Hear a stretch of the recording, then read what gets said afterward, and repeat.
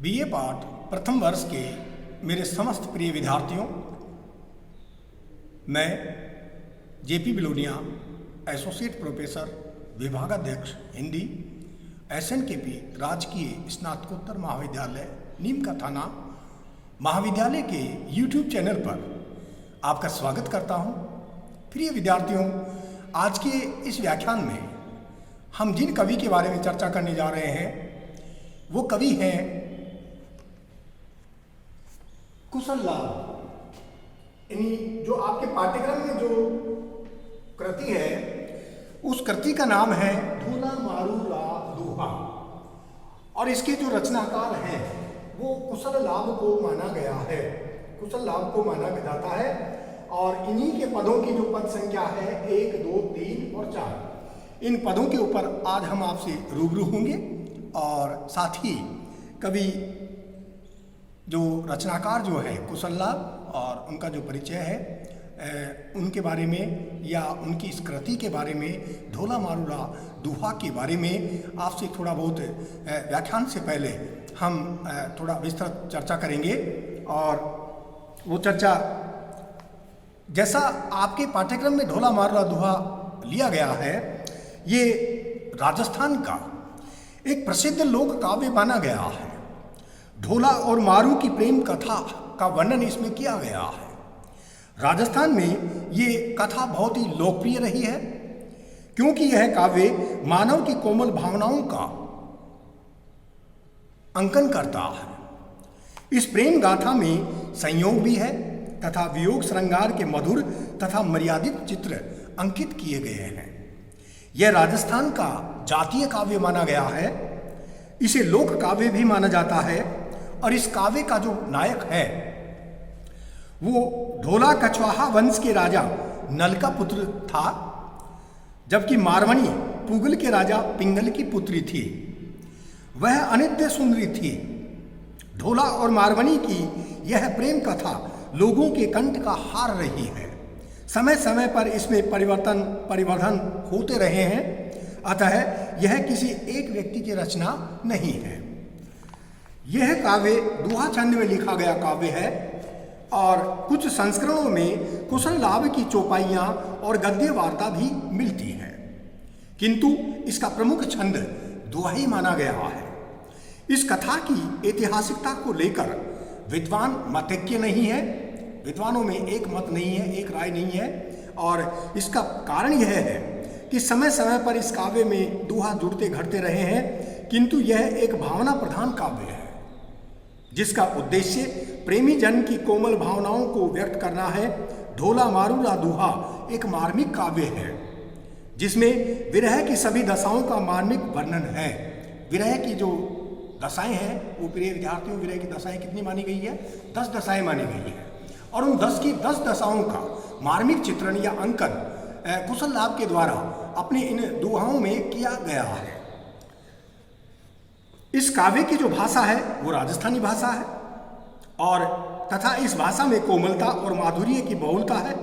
इस प्रकार यह राजस्थानी का एक गीति काव्य माना जा सकता है और इसके जो रचनाकार हैं वो कुशल लाभ को माना गया है।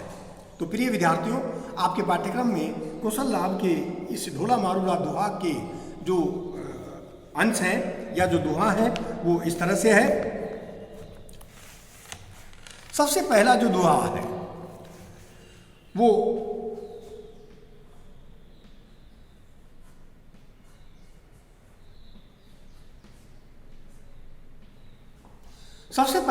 है ढाढ़ी जय साहेब मिलई यूं दाख विया जाए, जोबन कमल विकास यऊ भमर न बस बई सही आए। यानी ढाढ़ी जई साहिब मिलई यूं दाख विया जाए, जोबन कमल विकास यऊ भमर न बई सही आए। इसका जो कठिन जो शब्द हैं उन शब्दों में हम ले सकते हैं जोबन। जोबन का तात्पर्य होता है यौवन।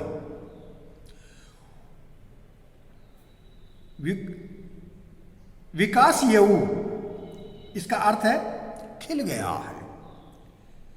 कमल यानी यौवन रूपी जो कमल है वो पूर्ण रूपेण खिल गया है, विकसित हो गया है।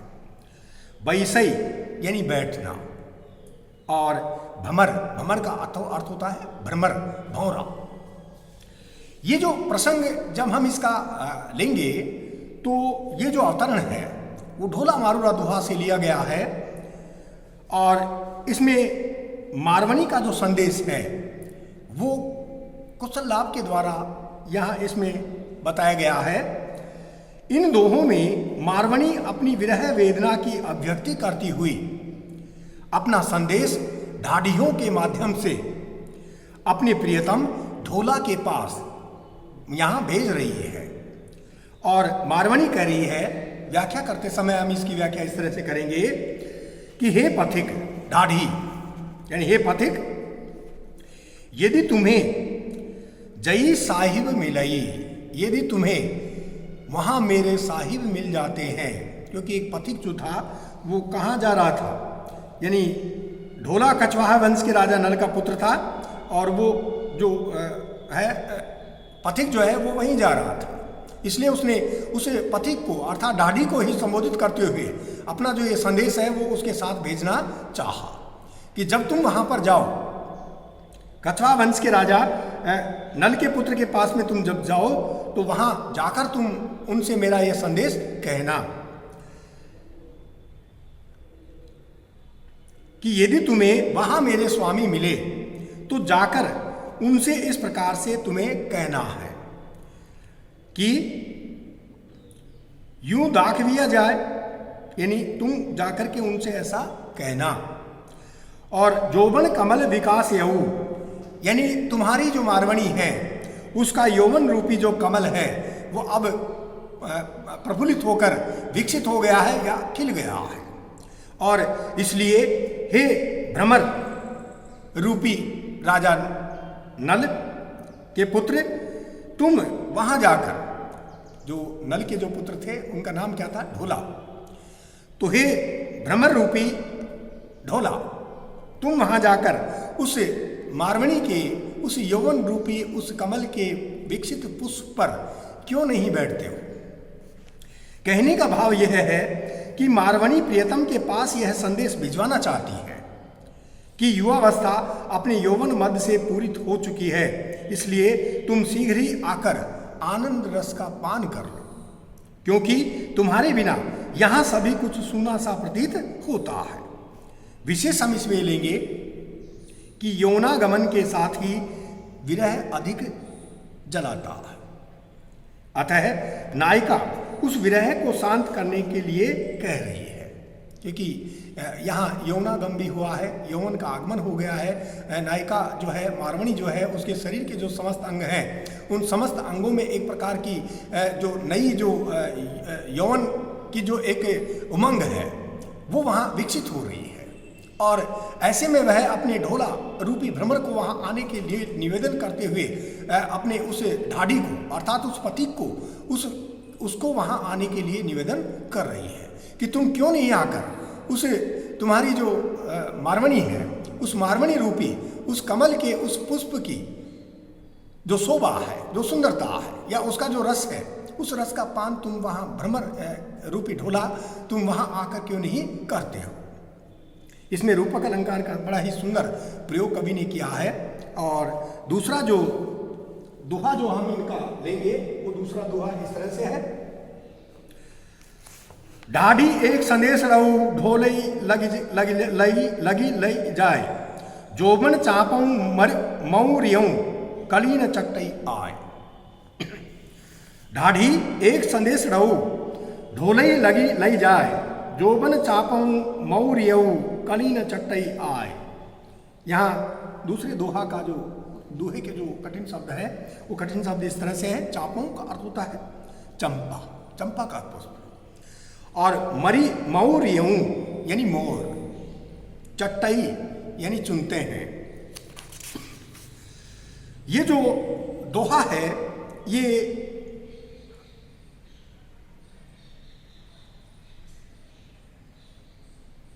ढोला मारूरा दोहा से लिया गया दोहा है, और इसमें मारवणी ढाडियों को संदेश देते हुए अपनी विरह व्यथा को उनके सामने व्यक्त करते हुए उन ढाडियों से ऐसा कह रही है। मारवणी कह रही है कि हे ढाडी, ढोला के पास जब तुम जाओ तो मेरा यह संदेश लेकर जाओ। जब तुम मेरे ढोला के पास पहुंचो तो मेरे ढोला से मेरा अर्थात मारवणी का यह संदेश उनसे जरूर कहना।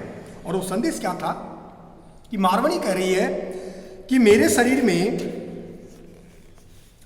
जोबन चापऊ मऊरियऊ, कि मेरे शरीर में यौवन रूपी जो चंपा है वो मौर्युक्त हो गई है, इसलिए तुम आकर कलियां क्यों नहीं चुनते हो। चंपा के उदाहरण द्वारा यौनागम की व्यंजना इसमें की गई है, जिसमें प्रियतम का सामीप्य मिलने की लालसा व्यक्त हुई है। और इसमें अनुप्रास एवं दृष्टांत अलंकार का कवि के द्वारा इसमें प्रयोग किया गया है। वैसे चंपा के पुष्प के लिए एक बात कही गई है कि चंपा के पुष्प में यहाँ सुगंध होती है, बास होती है, रूप गुण और बास।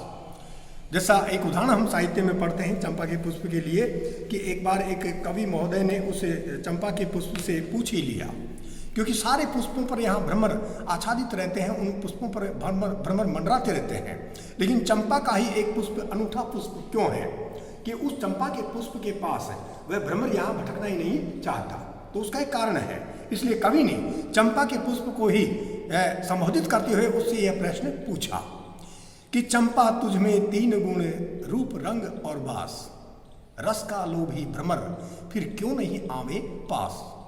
तो चंपा भी बहुत बुद्धिमानी से इसका उत्तर यहाँ कवि महोदय को दे रही है और किन शब्दों में वह उसका उत्तर दे रही है। चंपा का जो उत्तर देने का जो तरीका है वो वास्तव में सटीक है, सरल है।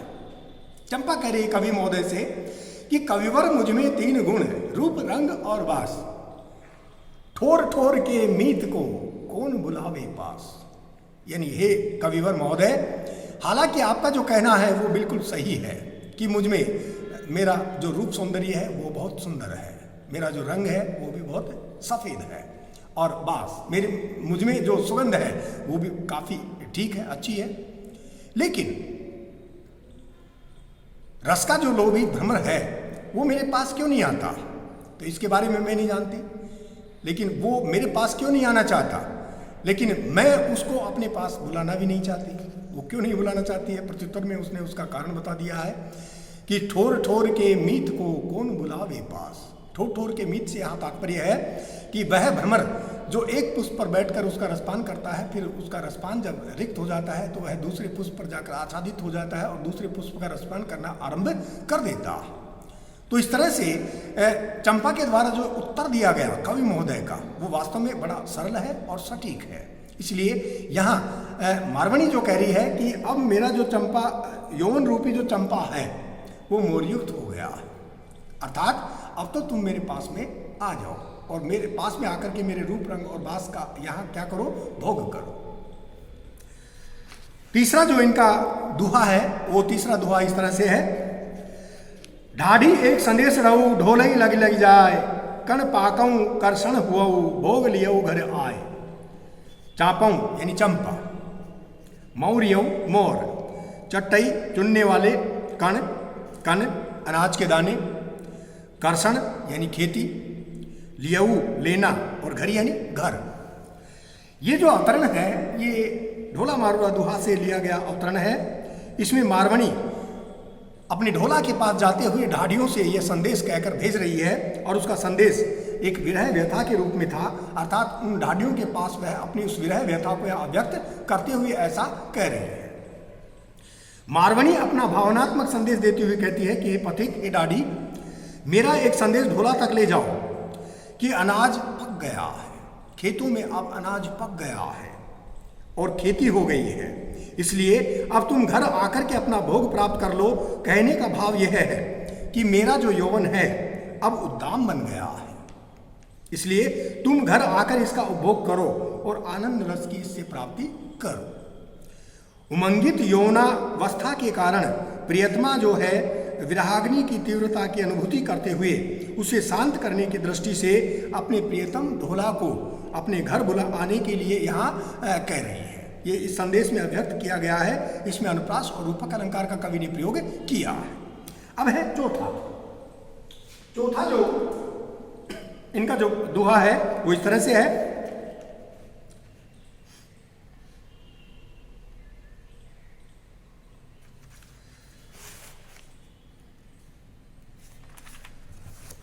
ढाढ़ी एक संदेश रहू ढोलई लग लई जाए, जोबन फट्टी तलावड़ी पाली न बंधऊ काए।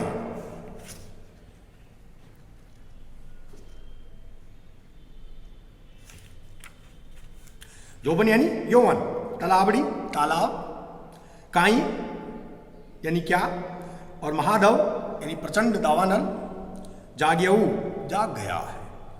ये जो अवतरण है वो ढोला मारुआ दोहा से लिया गया अवतरण है और इसमें विराहाग्नि से जलती हुई मारवणी ढाडियों के माध्यम से अपना संदेश अपने प्रियतम ढोला तक यहाँ पहुँचाना चाह रही है और मारवणी अपना संदेश भिजवाती हुई उस पथिक ढाडी से ऐसा कह रही है कि हे ढाडी, ढोला तक यह संदेश तुम पहुँचा दो कि यौवन रूपी जो तलैया है वो अब फूट पड़ी है। क्या तुम आकर इस स्थिति में उसकी पाल को नहीं बांधोगे? मारवणी पुनः कहती है कि हे पथिक, पंथी एक संदेश रहू लग ढोलऊ पैचाए, विरह महाडव जागेऊ आगिन बुझावन आए। पुनः वो पथिक ढाडी को संबोधित करते हुए फिर कह रही है कि एक ढोला तक मेरा ये संदेश पहुंचाओ कि विरह रूपी जो दावाग्नि है वो अब प्रज्वलित हो गई है और इसलिए तुम यहाँ आकर इस अग्नि को बुझा दो अर्थात शांत कर दो। मारवणी के विरह की अतिशयता का यहाँ वर्णन किया गया है और यहाँ उसकी उन्मादी स्थिति की मार्मिक व्यंजना देखने को मिलती है। इसमें अनुप्रास और रूपक अलंकार का कवि के द्वारा इसमें प्रयोग किया गया है। तो प्रिय विद्यार्थियों, ढोला और मारू यानी मारवणी, ढोला और मारवणी के प्रेम की और विरह की ये बहुत अच्छी एक लोक कथा है और इसी के जो दोहा हैं वो आपके पाठ्यक्रम में संकलित है। आज के व्याख्यान में 4 अवतरणों अर्थात 4 पदों की हमने व्याख्या की। अगले व्याख्यान में आपको और इनके अवतरणों अर्थात दोहा की सप्रसंग व्याख्या आपको बतलाई जाएगी। धन्यवाद।